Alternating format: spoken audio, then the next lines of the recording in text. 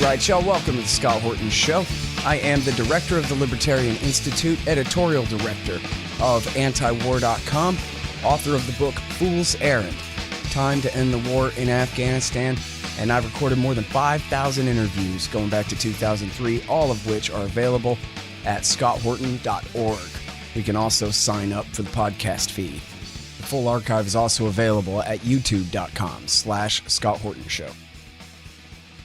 All right, you guys, introducing Giorgio Cafiero. He is the CEO and founder of Gulf State Analytics, a geopolitical risk consultancy based in Washington, D.C., and here he is writing for the Quincy Institute for Responsible Statecraft. This one's called COVID-19, Yemen's Unprecedented Calamity. Welcome back to the show, Giorgio. How are you doing? Good, Scott. Always good to be with you. Thank you so much. Yeah, happy to have you here. Tell me, how bad does a calamity have to be unprecedented in Yemen?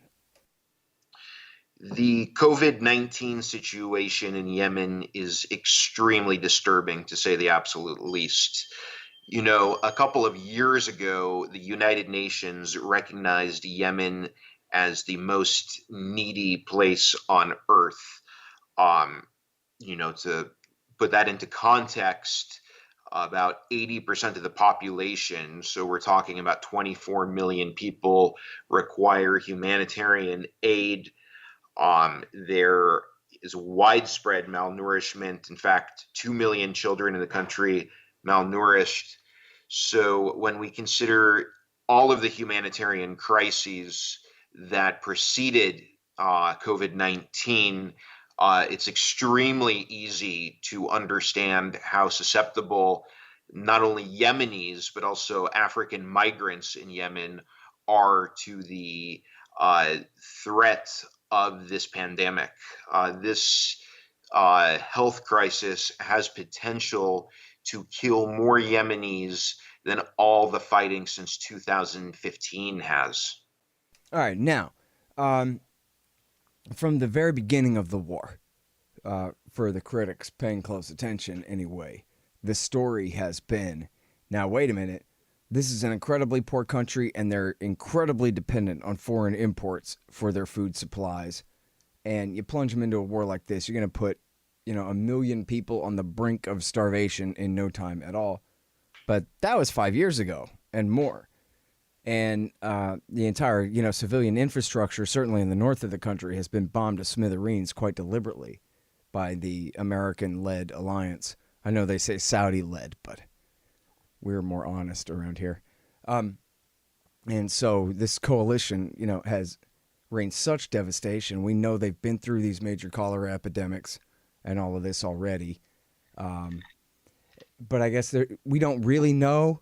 Maybe we won't know till after the war and someone finally can do the excess death rate count, how many people already have starved to death or been deprived to death in the war. It's certainly more than 250,000 people have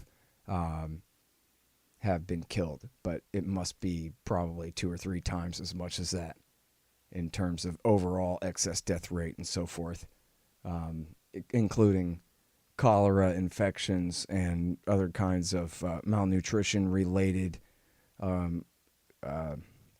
deprivation or just basic medical deprivation where people are dying of diseases that otherwise are easily treatable, that they otherwise would never die of, but they die anyway because they're already sick, so or already so hungry that a cold kills them off, this kind of thing.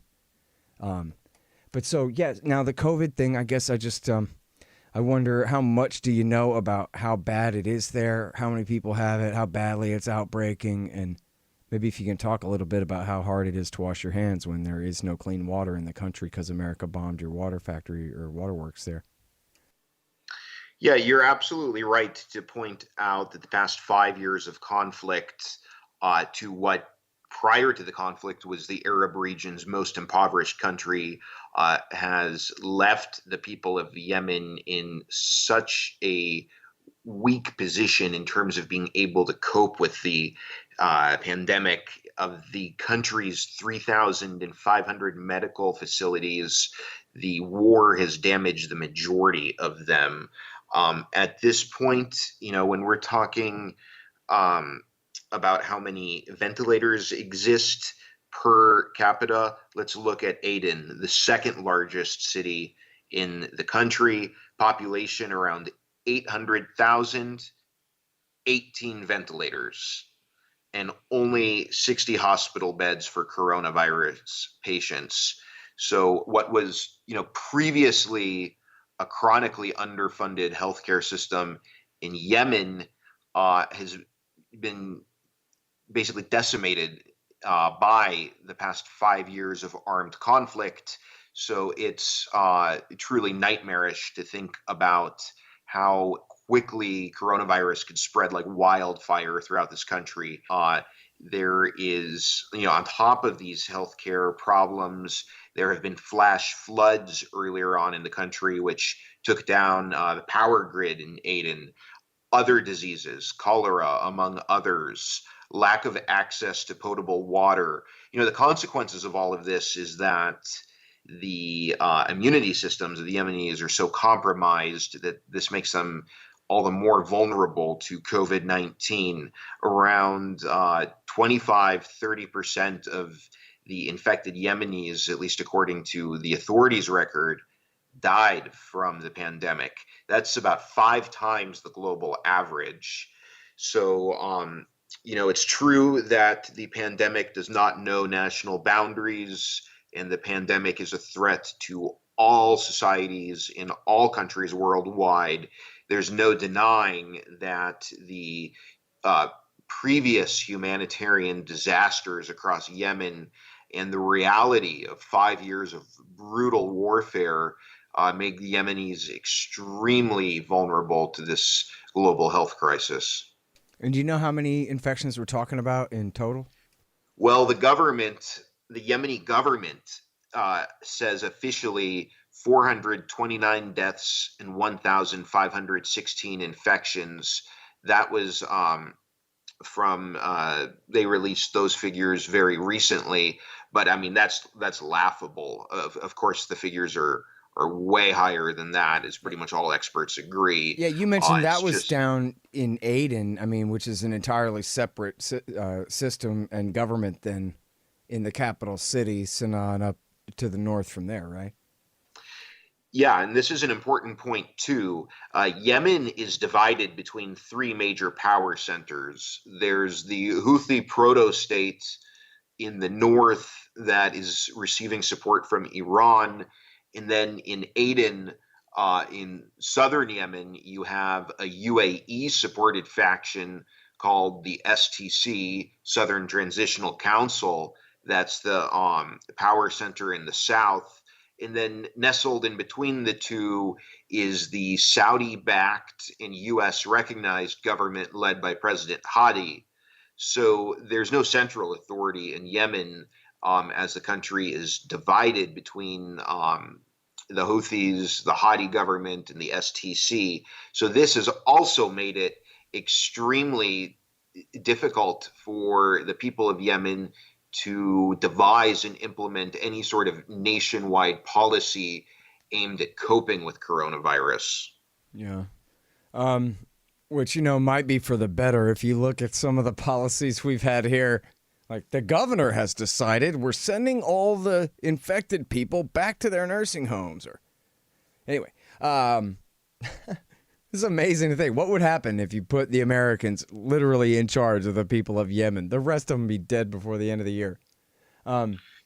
Anyway, so and now what about in the north? Are there reports out of Sana'a? And what about in the Sada province, all the way up in Houthi territory, home territory, up near the Saudi border and all that? Are there outbreaks up there? I guess there must be by now.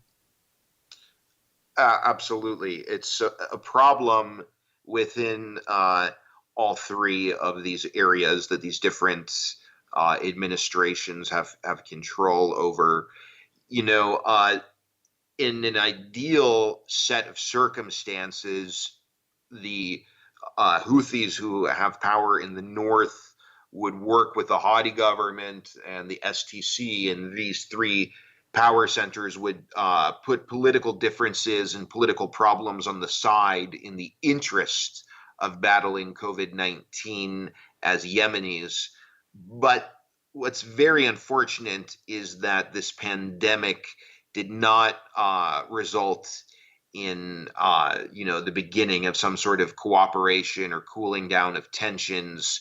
It actually just sort of heightened the tension between the different sides of the Yemeni civil war, and there have been many accusations, such as with the Hadi government is accusing the Houthis of withholding COVID-19 aid for political purposes, and then the Houthis are also making their accusations too. So there's been a lot of finger pointing, a lot of blaming, but we're not seeing any sort of improvement in the relationship between these warring factions. Yeah, it's just terrible. I mean, and who could have seen it come? It's just the same as all the rest of this, like the famine in Somalia, and there's been a couple of different ones, and how, well, the same drought hits Kenya and Ethiopia and Eritrea. But in Somalia, it means 250,000 dead civilians because the U.S.'s war there. And, well, and their enemy's side of it too. But because of all the fighting and all the disruption of the economy means that all the distribution for the most important items for human survival are completely shattered. And so why should this be any different, right? Like if there's going to be a place in the world where you have the world's worst outbreak of this stuff, it seems like Yemen would be a pretty good candidate. Like if I was the virus, I would probably take a pretty good bet on Yemen, Bet I could get away with murder there, the different COVID strands are saying to each other. Well, you're absolutely right that it's going to be much easier for this virus to spread in Yemen than, who knows, possibly any place else on Earth, given all the factors we've been discussing. And I certainly agree with you that when we're talking about the humanitarian disasters and the humanitarian crises in Yemen, we have to, of course, consider the role of U.S. foreign policy in this, given Washington's role, not only when Trump was in the Oval Office, but also when Obama was in the Oval Office, which was when the Saudi campaign began back in 2015. And again, we clearly cannot discuss the horrendous situation in Yemen without considering America's role in the country. Hey man, you guys are going to love No Dev, No Ops, No IT by Hussein Badakhshani. It's a fun and interesting read all about how to run your high-tech company like a good libertarian should. Forget all the junk. Read No Dev, No Ops, No IT by Hussein Badakhshani. Find it in the margin at scotthorton.org. Hey y'all, here's the thing. Donate $100 to the Scott Horton Show, and you can get a QR code commodity disc as my gift to you. It's a 1-ounce silver disc with a QR code on the back. You take a picture of it with your phone, and it gives you the instant spot price and lets you know what that ounce of silver is worth on the market in Federal Reserve notes in real time. It's the future of currency in the past too. CommodityDiscs.com, or just go to scotthorton.org/donate. Hey guys, Scott Horton here for ExpandDesigns.com. Harley Abbott and his crew do an outstanding job designing, building, and maintaining my sites, and they'll do great work for you. You need a new website? Go to ExpandDesigns.com/Scott and save $500. Now, you mentioned that Iran is friendly with the government in Sana'a, the Houthi government there. And of course, that's the excuse for the whole war, really. But I wonder, to what degree do you really know that that's true? And, like, for example, is it enough to make a difference when Nikki Haley, for example, falsely accused Iran of supplying them with mid-range missiles, which, was a joke, but would have been meaningful. I don't know how meaningful, but would have been something if it had been true. So I just wonder where on that, grayscale of Iranian intervention, do you put your actual estimate of their involvement here? Yeah, this is an important question because there's a lot of propaganda, or at least exaggerations, that we hear in Washington when it comes to these discussions about Iran's influence in Yemen and the actual relationship between the Islamic Republic and the Houthi rebels. So, when the Houthis first began their uprising back in 2004, Iran had basically no links with this group in Yemen. However, as tensions between Saudi Arabia and Iran increased, the Iranians established a partnership with the Houthis that was really based on Tehran's interest in creating major problems for Saudi Arabia in Yemen. It did not have to do with the actual interests of the Yemeni people themselves, but more it was really a geopolitical opportunity for Iran to make it increasingly costly for the Saudis to be intervening in Yemen. Now, over the years, Iran has stepped up its support for the Houthis. We've seen sophisticated drone and missile attacks that the Houthis have carried out against Saudi Arabia. These are not indigenously produced weapons. Are you sure about that? Yes, there is definitely direct Iranian support to the Houthis that have strengthened the Houthi position against Saudi Arabia. But I think it's important to note that just because a group accepts support from Iran, it does not make them an Iranian proxy. And we always hear this term proxy when people describe the Houthis' relationship to Tehran. I would say that the Houthis are a partner of Iran, but not an Iranian proxy, as one could argue is a better way to describe certain Iranian-backed groups in Iraq. But again, I don't think we can use that term for the Houthis. There's a great article in Foreign Policy called The Houthis Are Not Hezbollah that explain, really the discrepancy here. A little bit of support is one thing, whereas Hezbollah is pretty fairly called Iran's 51st state. Not that they're completely controlled by Iran, but it's sort of like an independent state in the Iranian Union in a way, which you just could never say about the Houthis.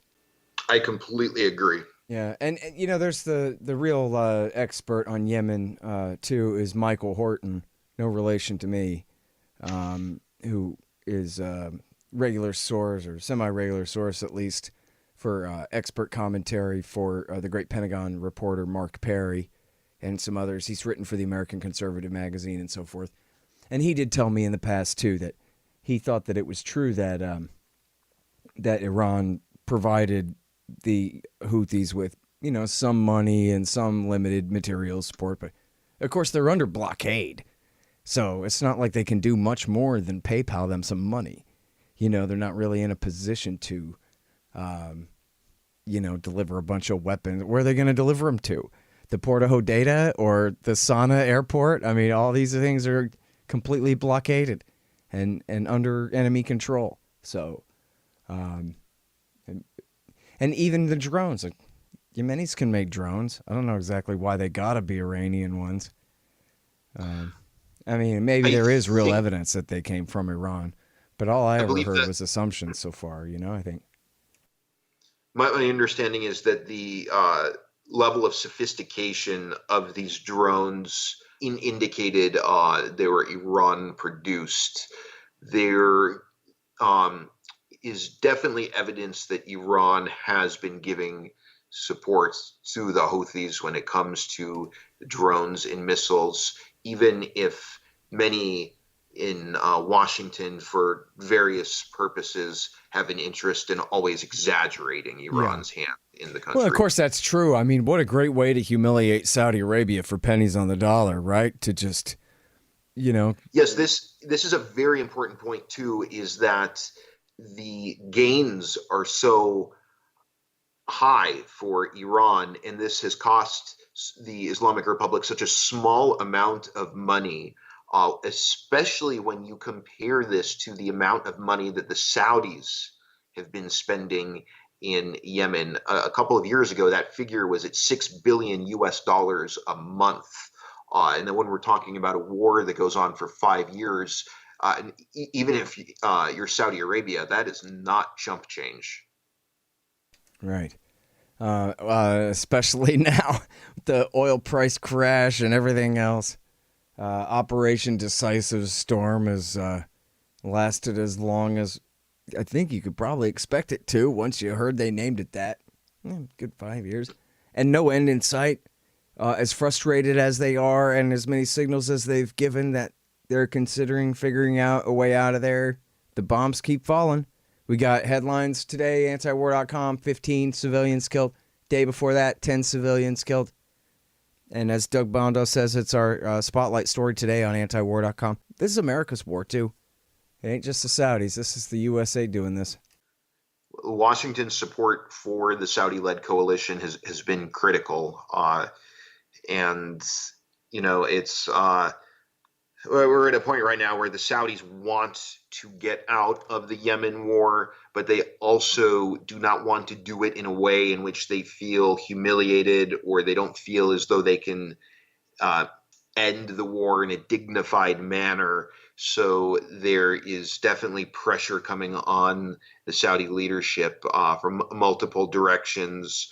I think what one could optimistically hope for is that if there is a new U.S. administration taking power next year, led by Joe Biden, there could possibly be some boundaries that the U.S. establishes with Saudi Arabia, perhaps putting the Yemen war on the table and using U.S. leverage over Riyadh to put significant pressure on the Saudis to halt their military operations. Is there a reason to think that, or you're just saying, hopefully with the new government there'd be a change? If we wanted to be very optimistic, I think we could hope for that happening. Certainly is possible. At the same time, I don't want to be naive about Biden, who has a very hawkish record. There's certainly, there needs to be a distinction between what gets said on the campaign trail and what we can know for sure will happen once one's in office. But if his campaign rhetoric is to be taken seriously, he has spoken out against the Yemen war and talked about how he would turn Saudi Arabia into, quote, a pariah state. He would expose the Saudis as a quote unquote pariah state and end American support for the Yemen war. What would Netanyahu ever say about that? Yeah, right. And of course, he was vice president when the war broke out. I want to hear his story about how he did everything he could to stop Barack Obama. He even threatened to resign, but then he didn't. Yeah, right. He didn't do anything at all to stop the war from starting. So maybe he did advise against it, but he sure didn't, stomp his feet. He was the vice president of the U.S. administration in power when this coalition entered Yemen. So there certainly is a degree of responsibility that Biden himself has for the Yemen situation. Yeah. I mean, I guess I wouldn't care if he ever admitted that if he actually did something about it. But anyway, we'll see. I'm not too hopeful. I expect for his government, as he put it, nothing much is going to change. Hey, if nothing changed from Bush to Obama or Obama to Trump, why would it change from Trump back to Obama? Well, what's interesting about the Trump era is that for many Democrats, they've started looking at foreign policy issues through more partisan lens than what we saw before Trump stepped into the Oval Office. For example, the criticism that Democrats make of U.S. support for the Saudi coalition in Yemen began after Trump entered the Oval Office, and it became an issue to go after Trump on. And because Trump became so close to the Saudi leadership, we've heard more Democrats in a partisan manner, speak out against Trump's willingness to always give Mohammed bin Salman the benefit of the doubt in almost every instance. So one could think that maybe, and I emphasize maybe, if the Democrats take over, you could see some changes in U.S. Saudi relations that would not be insignificant. Yeah, well, it sure would be nice to see. It's clear now that for any reason that anybody could have come up with in the past, we just don't need them.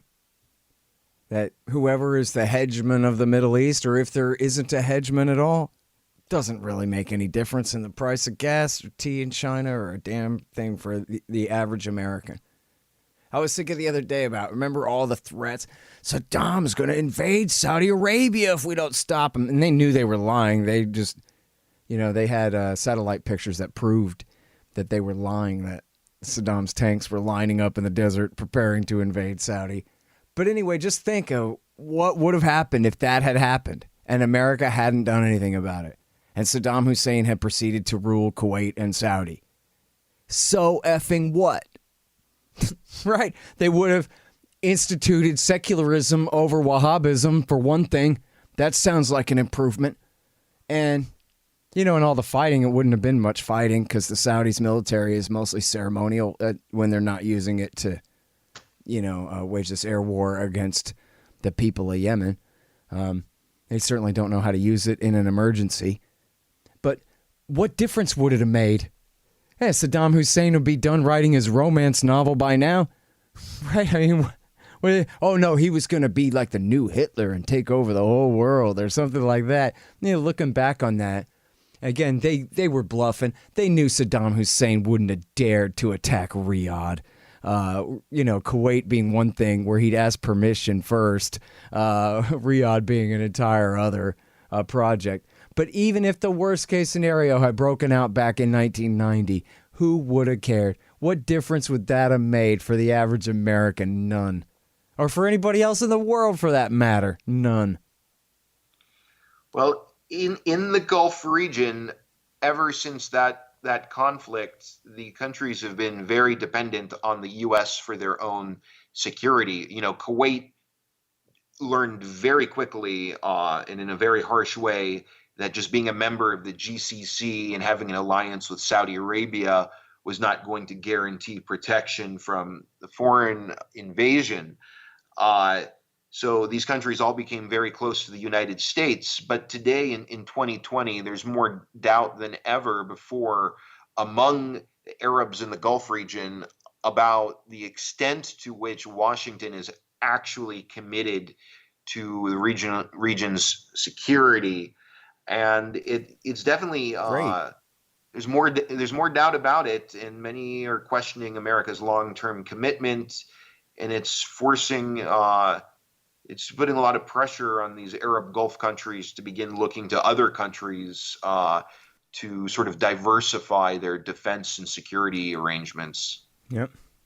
Yeah, the only other excuse is so that they'll get along with Israel, but I don't care about that either.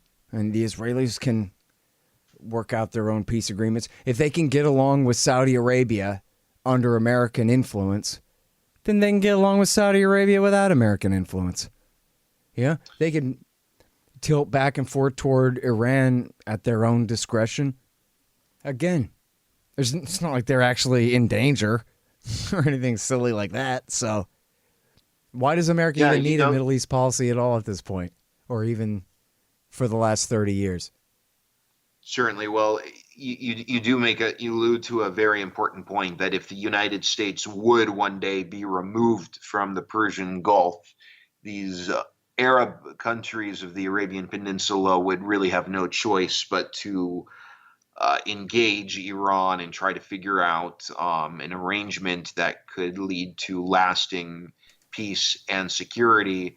And you see some in the GCC, such as Qatar and Oman, who view Iran as their permanent neighbor and generally they're always trying to find ways to accommodate Iran and reach understandings with the Iranians and try to find a way to coexist in a harmonious manner with the Islamic Republic, realizing that the U.S. is not going to necessarily be in the Persian Gulf forever, given that it exists over 10,000 miles away. Mm-hmm.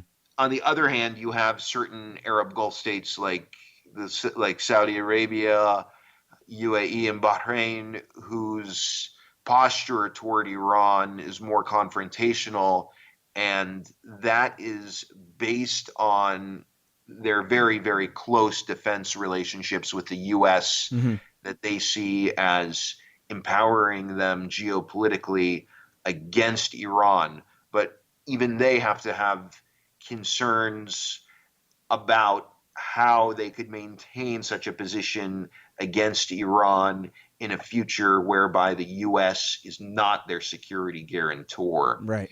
If they are going to become much closer to China and Russia, they will have to contend with the fact that China and Russia do not share their stringently anti-Iranian views. And in that sort of setting, with that sort of balance of power in which they're more dependent on China and Russia, they will probably have to become more accommodating of Iran. Mm-hmm.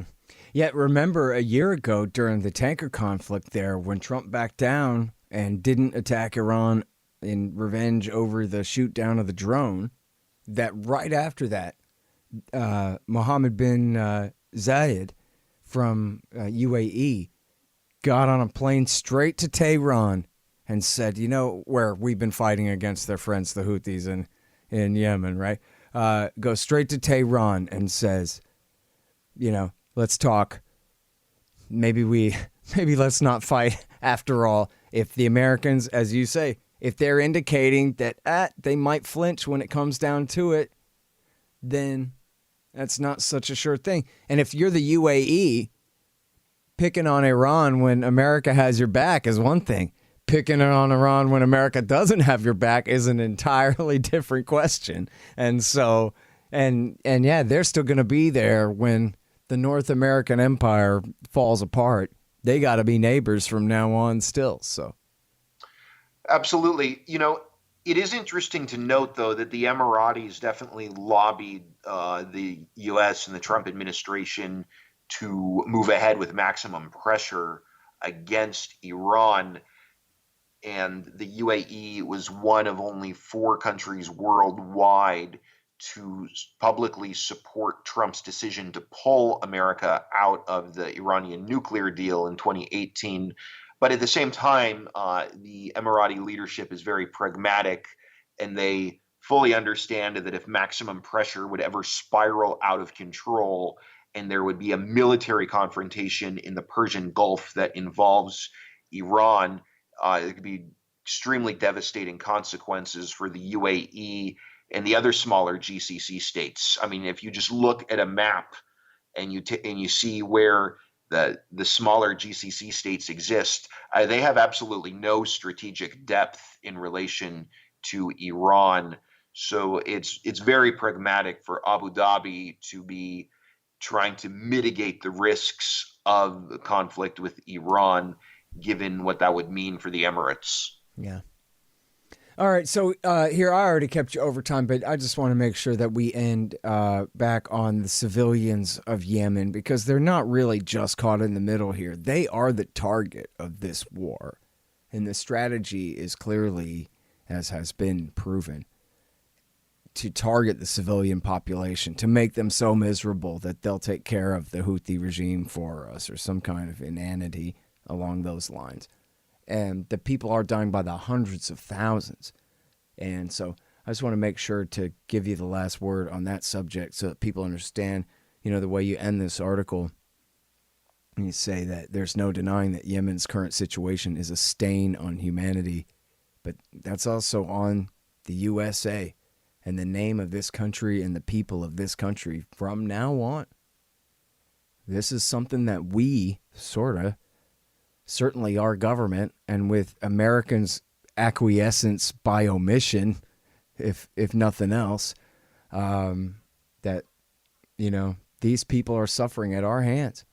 And so, not to be too collectivist about it, but you understand what I mean. And so, people should at least have to bear witness a little bit, and we should try to give them an opportunity to really understand what it is that these people are going through that we're complaining about so much here. Yes, it's. I certainly agree with your points, and once again, as American citizens, there certainly is a level of responsibility that we have when it comes to any thing related to Yemen in this current period. The U.S. has been the top source of arms for Saudi Arabia throughout this conflict that began when the Saudi-led coalition entered in March of 2015. The extent to which coronavirus will be capable of spreading throughout Yemen has a lot to do with the direct outcomes of this war that's been going on for over 5 years. It's also not one-sided. There have also been crimes committed by the Houthis, as well as a whole host of other actors in Yemen. So I don't want to put all of the blame on Saudi Arabia and the U.S., although much of it certainly does belong on these two countries. I think, unfortunately, the outlook for Yemen when it comes to COVID-19 is very gloomy. If the Yemenis want to be able to find a way to cope with this pandemic, a ceasefire is going to be absolutely necessary.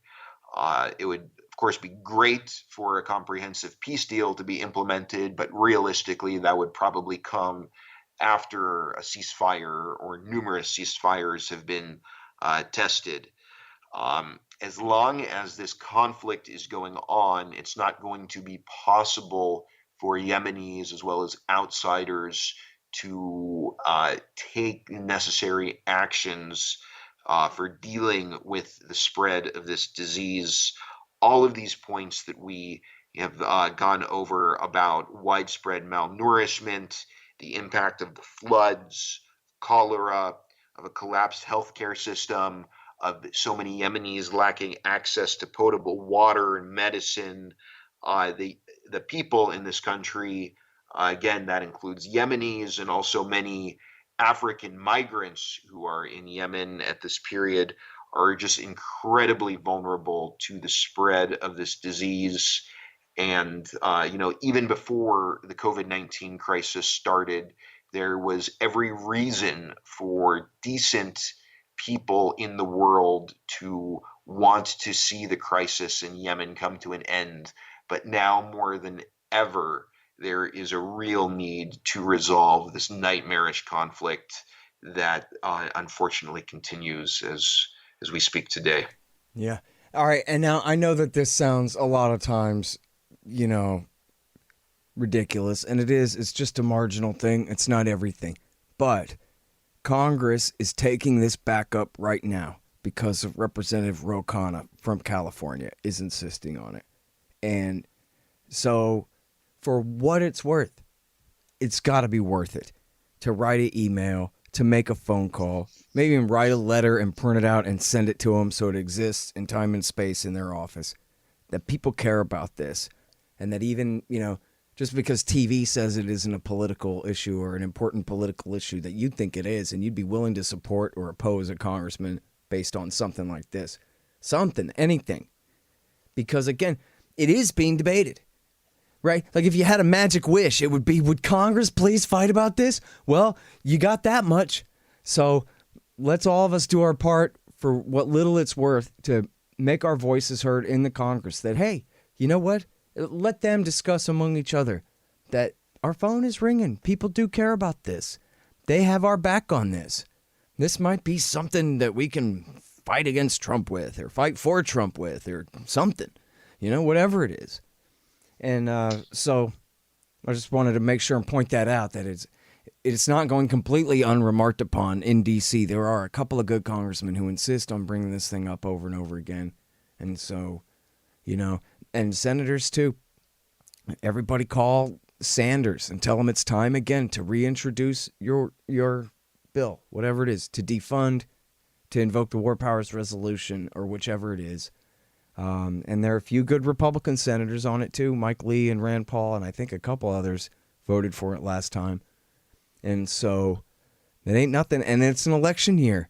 What if the American people, with the help of Ro Khanna or vice versa, could make this a real political issue this year that the TV's forced to discuss? Of course, they lie about it, but still. And what if the candidates really have to accuse each other? What if Trump says, Obama's the one who made me do it? I didn't know. And it was Biden. Biden's the one who started the war. And then let Biden say, no, I tried to stop Obama. And I swear to God, I'll stop it now if you vote for me. And make them fight, and make this thing an issue. Because as we're discussing, it is the most important thing, whether the TV news anchors realize that or not, So anyway. Yeah. You're doing it. You're doing the work. Let's all do the work like Giorgio's doing to bring this up, to make sure that this is part of the discussion despite them and their consensus. Well, thank you. And I appreciate those kind words. And I would say that it took a while to get to this point. When the Saudi-led coalition went into Yemen in 2015, and Republicans as well as Democrats would talk about the conflict in Yemen, the Saudi narrative was very popular on both sides of the aisle. And you heard a lot of comments from politicians of both parties saying, well, we are concerned about the spread of Iranian influence in Yemen, and the Houthis are a dire threat to the Saudi kingdom's security, and we are trying to help our Arab allies defend themselves. Fast forward a number of years, and today that narrative is not popular among Democrats. And I'm not just talking about so-called left-wing or progressive Democrats like AOC or Ilhan Omar. Among the Democratic elite establishment, there is really no more support for the U.S.-backed Saudi campaign in Yemen. And one of the reasons why that changed had to do with discourse. And this is important to note, that before we change policies, you have to change discourse. And the discourse in Washington has changed with respect to the conflict in Yemen. And I think that is possibly a positive and hopeful note to end on. Yep, absolutely. All right. Well, thanks so much for your time on the show. I really do appreciate it very much. The pleasure is all mine. Thank you. All right, you guys. That is Giorgio Cafiero. You can find him here at the Quincy Institute for Responsible Statecraft. This one is called COVID-19, Yemen's Unprecedented Calamity. The Scott Horton Show, Anti-War Radio, can be heard on KPFK 90.7 FM in LA, APSradio.com, antiwar.com, scotthorton.org, and libertarianinstitute.org.